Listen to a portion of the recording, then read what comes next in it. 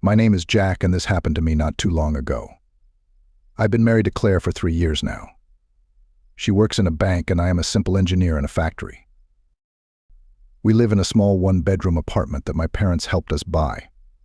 At first glance, we have everything: a job, a house, a family, but lately Claire and I have been feeling out of sorts. Maybe life has just come to a standstill.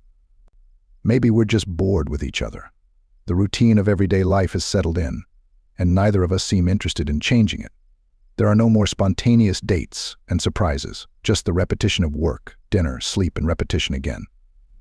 Sometimes I wonder if we remember why we got married in the first place. The love we once had seems to be slipping away, and I don't know how to get it back. One Saturday, Claire says to me, "Jack, I'm going to meet the girls for an evening at the cafe. You don't mind, do you?" Of course I didn't mind.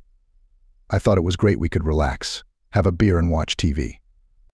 I said goodbye to her, sat down in front of the TV, opened the bottle, and was just getting comfortable when the doorbell rang. I thought, who could it be? I opened the door, and there stood my mother-in-law, Linda. She asked if Claire was home. I explained that she had gone out with some friends. Linda sighed heavily and asked if she could sit with me for a while. What could I say to that? Linda is in her 50s, but she takes very good care of herself. Sometimes I catch myself noticing how attractive she looks. It's something I'll never admit to anyone, not even myself, but it's there a strange fascination with her. I put the kettle on and we sat down at the table. She folded her hands in her lap and was silent. I looked closer and noticed that her eyes were moist. I asked her what was the matter. She burst into tears and told me that her husband, Richard, Claire's father, had gone on a trip with a young colleague. Linda happened to see his messages on her phone. She confronted him, and instead of apologizing, he yelled at her. That's when she left the house and didn't know where to put herself. I could see the pain in her eyes, the betrayal she felt. It was as if her whole world had crumbled, and she didn't know how to put it back together. I listened, not knowing what to say. It was a family matter, my wife's parents, but I saw someone who needed support. I rummaged through my pockets and found a bottle of cognac we had left over from the holidays. I poured her a shot.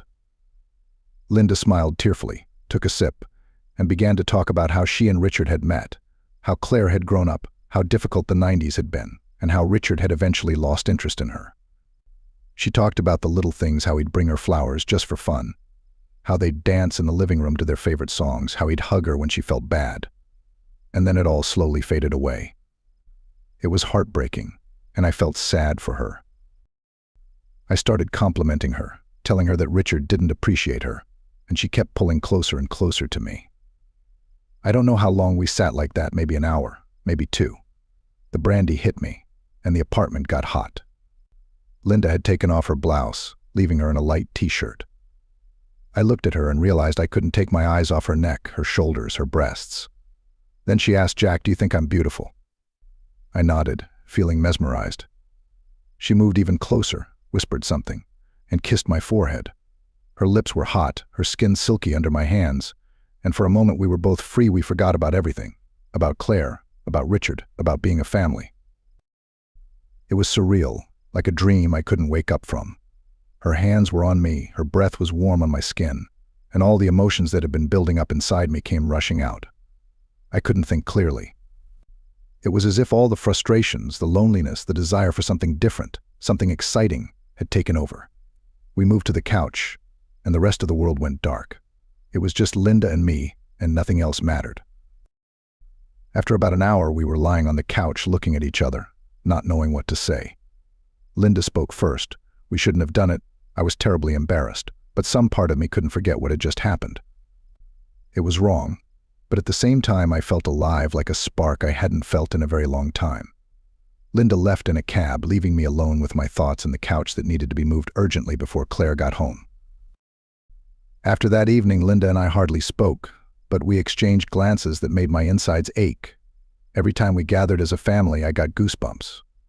Linda would sit next to Richard, smiling, talking. And I couldn't shake off the memory of that night, wondering what would happen if she remembered it too. Sometimes I saw it in her eyes, a flicker of something, a memory, maybe regret, maybe something else entirely. It was like an unspoken secret that hung between us, invisible to everyone else, but that we couldn't ignore. There were times when I thought about calling her just to hear her voice, just to see if she was okay. But I knew that would be a mistake. I knew that what had happened between us should never happen again. And yet I couldn't stop thinking about it. Every time Claire mentioned her parents, every time we made plans to visit them, my heart started racing. I didn't know what I was more afraid of, that Linda would want to talk about that night, or that she wouldn't. One night, Claire suggested we take her parents out to dinner. I felt my stomach cramp, but forced myself to smile. Sure, I said, trying to sound casual. The thought of having Linda back in our apartment, sitting at the same table where it all started, made my head spin. When they arrived, Richard was cheerful as usual, oblivious to the tension simmering beneath the surface. Linda greeted me with a polite smile, but there was something in her eyes, vulnerability, a question. As we sat down to dinner, I couldn't resist casting a glance at her. Every movement of her hand, every laugh she made, was a reminder of what we had done. When the evening finally ended and they left, I felt a strange mixture of relief and longing. I watched Linda walk away, intertwining her hand with Richard's, and wondered if she felt the same pull I did. The guilt was eating me alive, but so was the memory of how alive I'd felt that night. It was like I'd tasted something forbidden, something arousing, and now I couldn't go back to the way it was. I loved Claire, I really did, but something was missing, something I'd gained, however briefly, with Linda. Every time we gathered as a family, goosebumps ran down my spine. Linda would sit next to Richard, smiling and saying something, and I couldn't shake the memory of that night. She was always there, lurking in the back of my mind, constantly reminding me of what we had done, of the line we had crossed. I often wondered what would happen if Linda decided to bring it up. Would she want to talk about it? Or worse, would she want to do it again? The thought terrified me, but at the same time excited me in a way I couldn't explain. The tension between us was like a time bomb, and I had no idea when it would explode. I knew I had to make a decision, either let go of what had happened and move on, or face it head on. But all I could do now was wait, caught between the past and the present, between Claire's loyalty and the forbidden bond I'd found with Linda.